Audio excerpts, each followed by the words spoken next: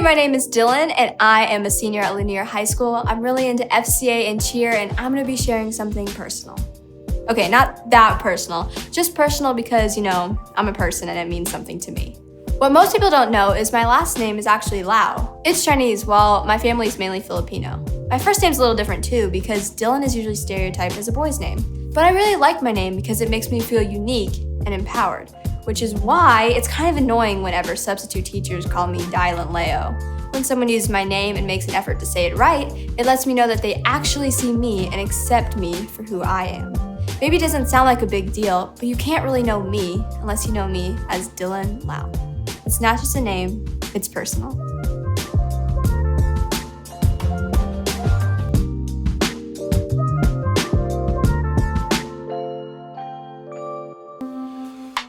We often assume we know the stories of other people. We assume we know them just because we know their name, or we know what they're good at, or what they're into. Many of us confuse following someone on Instagram with actually knowing their story. Their Instagram story is not always their personal story. We're all guilty of assuming we know our friends because of where they live. But until we step into their homes, there are pieces of them that we may never be aware of. There is so much more to a person than what we see on the outside. Everybody we know has a backstory that we may never know about. We all have a backstory. Each one of us has a story that comes with family dynamics, friends, things that have happened to us, hurts and wounds that we carry, all the good, all the bad things intertwined into the story that is known as our lives. Most of us know our own story pretty well. In those moments where you might break down and cry or lash out at a friend in anger, we look for people to understand us better in hopes that we can be understood. We say things like, if only they knew the morning I had. They don't know what I'm dealing with at home. I couldn't sleep last night because I was so worried about something. I'm angry all the time, and I'm not even sure why I'm angry like this. This might be true for some of us, but we forget to think about that step in the moments when our friends lash out in anger or a family member is rude to us. Immediately we get upset with them. But have you ever taken a moment to sit back and wonder why they might have snapped at you? We have all had those mornings. The morning where you oversleep, spill your coffee down the front of your shirt, and still end up missing the bus. When our day starts like that, we can become victims of our own emotions. Giving grace to our friends and family in these moments is so important because the reality is, we never know what they're facing. We rarely try to understand their backstory, and because of that, we miss out on being personal with them and knowing the story of who they are. Over and over in the New Testament, we see Jesus take the time to understand the people that he meets. He took the time to have conversations and share meals with people no one else would spend time with.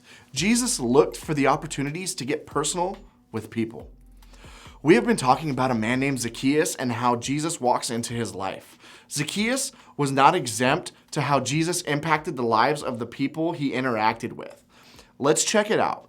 Think about what Jesus does to try and know Zacchaeus.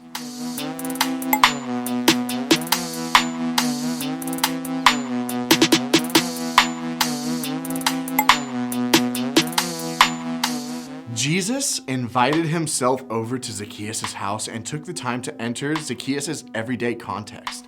Jesus knew it was risky, but he also knew there was more to Zacchaeus than what everyone in town thought they understood about him.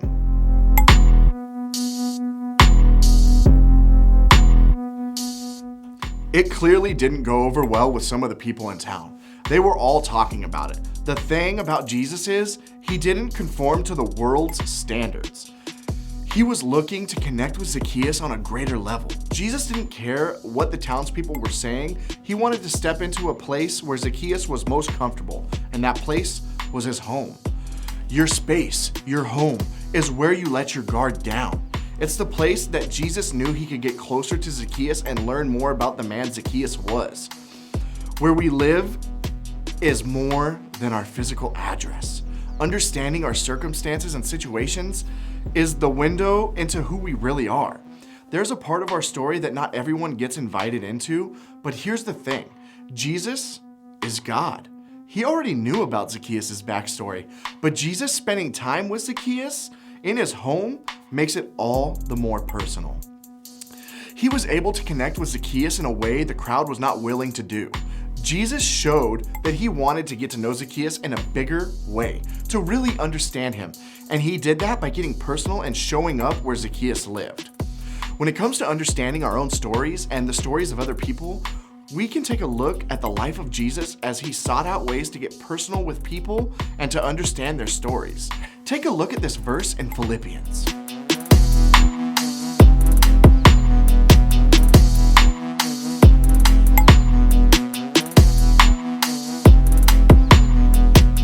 He stepped into the world as a human. He walked the earth to step into our story, to experience the world and where we live. Jesus made God personal for us. When you read the story of Jesus, we forget the moments that allow Jesus to understand and connect with our own stories.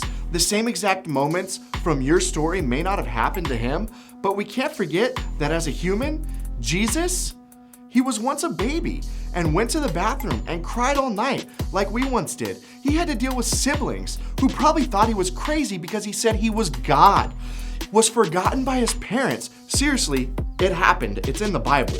Experienced loss as one of his best friends died, questioned his purpose, dealt with what other people thought of him. He knows the hurts you carry, the worry you have. He knows the doubt you have in him and the things that keep you up at night. He knows your hopes. He knows your dreams. He knows your prayers, but he doesn't simply just know them. He wants to step into your home and place that is personal for you and wants to know that your story is important to him and that he understands your truth. Since he can understand our story, he can step into our lives and connect with us. We can connect with him, connecting with ourselves, and connecting with others. Now, let's get real for a second. It can be hard to let people into our lives and to let people know where you live. It can be easy to hold on to our secrets because we don't want people to judge us. We think in our minds about the responses that other people will have to our stories, to our lives, and we hold them tight. Sometimes we can even feel that stories are too big to handle ourselves. How can we expect someone else to get it? The beautiful thing is, when we begin to boldly share our stories with other people, it gives them a sense of permission to share their story too. So where do we start? Well, here's a few ideas.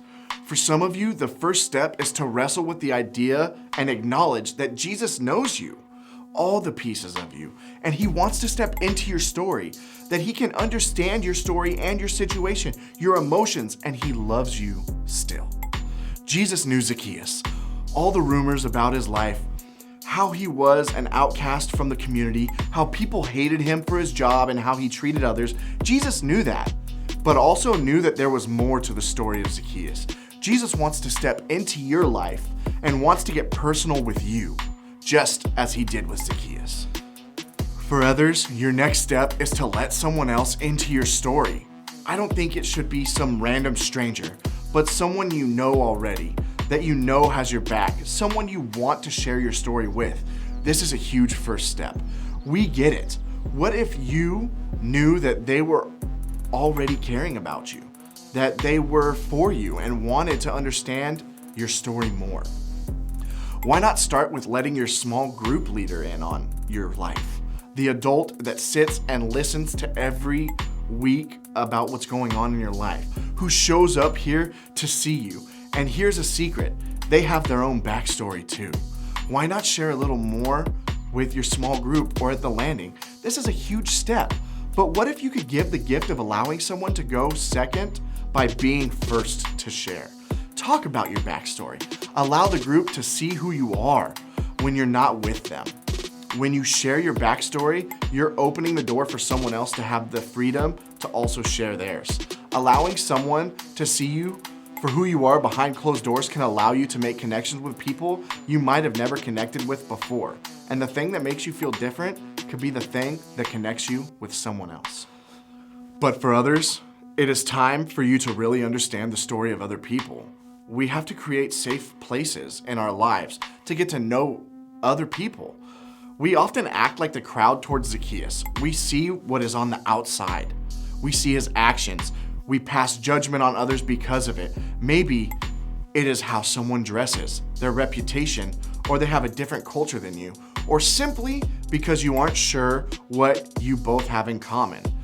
Take the step to get personal with someone else and understand their story, to listen and to actually hear them for who they are. Our lives can change when we allow people to see who we are and let them understand our stories, and even more when we begin to understand the stories of others. Just as Jesus took time to go into Zacchaeus' home and understand Zacchaeus' backstory, Jesus wants to be invited into your life.